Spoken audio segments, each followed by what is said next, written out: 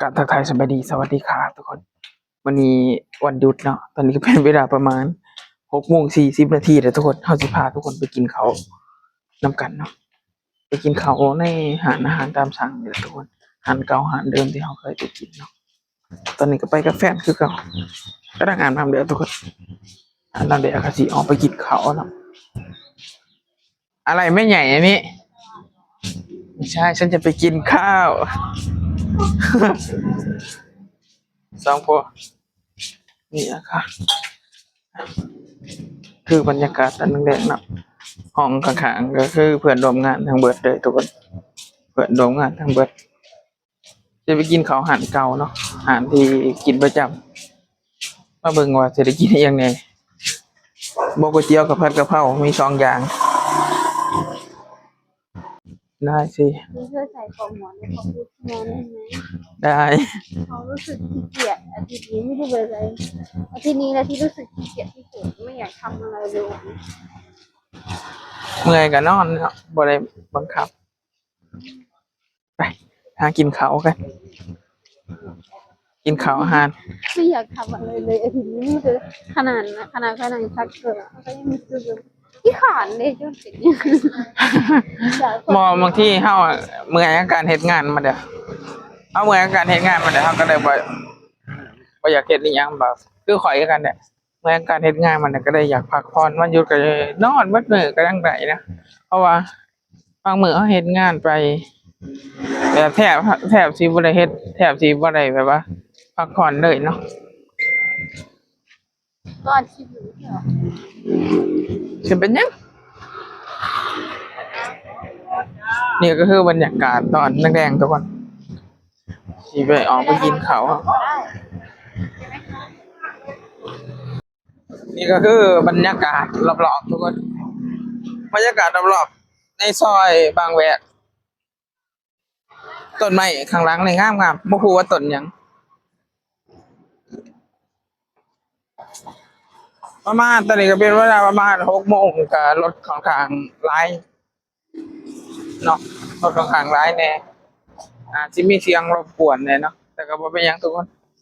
เนื่องจากว่ามันเป็นธรรมชาติดีนะ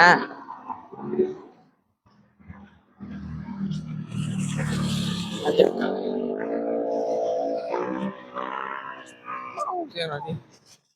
ต้นคูนตัวใดใบได้ขนาดเป็นยังเป็นยังคิดไอเดียเห็ดเต้า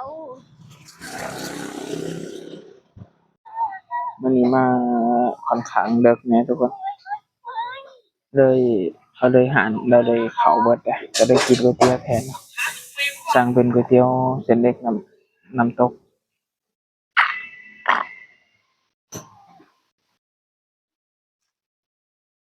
มาแล้วก๋วยเตี๋ยวเส้นเล็กน้ำใสแล้วน้ำตก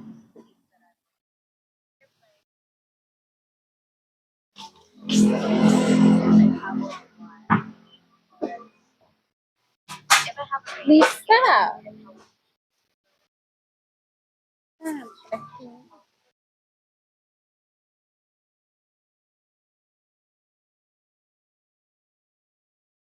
รวยมาก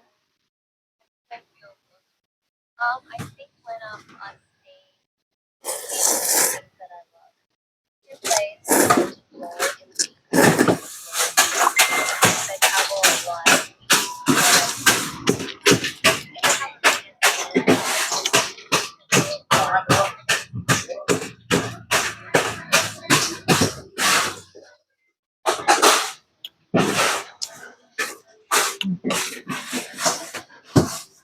ใส่น้ำตาลง่ายเกินไป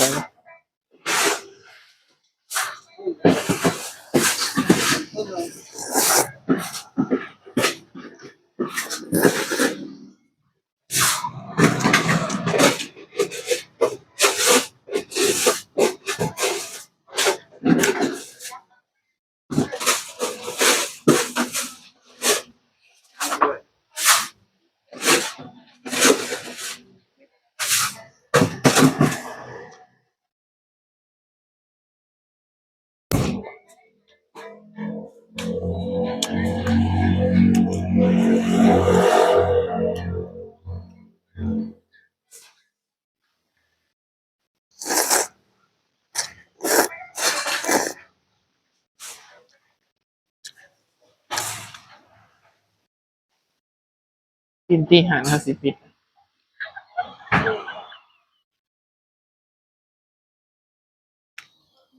เรือตัวเอง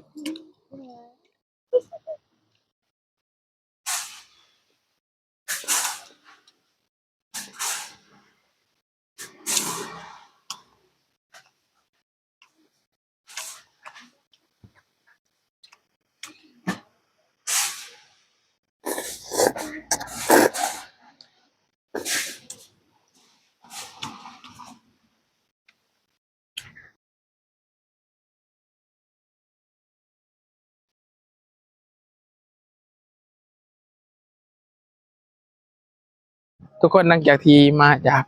กินก๋วยเตี๋ยวเป็นที่เรียบร้อยแล้วหารเขาก็ปิดก่อนเนาะหารเขาปิดวันนี้ไปกินก็มาทันได้แล้วแต่เขาก็ปิดหารก่อน คนได้คนได้กินมาทันเดี๋ยวเขาก็ปิดหารก่อนเราฮู้ซึกเลยว่าฮู้ซึกแบบตัวเองไปก่อนนะแบบว่าไปเขาตอนเขาสิปิดหารฮู้ซึกไม่ได้ลูกค้าเขาตอนเฮาสิปิดหารให้กันนั่นนะก็กำลังเก็บครัวเพื่อลูกค้าเขาก็คือกันนะเขากำลังสิเดิมเก็บครัวก็เฮาก็ไปกินเนาะนั่นเขาสิปฏิเสธกับบ่ได้เพราะว่าเฮาก็เคยไปกินอยู่หารเขาอยู่เนาะก็เลยเข้าใจความรู้สึกกันเลยทุกคนอันนี้แหละก็เป็นบรรยากาศที่เฮาไปกินก๋วยเตี๋ยวนะทุกคนถ้าคลิปให้มาคลิปนี้ก็กดไลค์กดแชร์กดติดตามนะทุกคนนะฉันเดี๋ยวคลิปนี้ขอตัวลาไปก่อน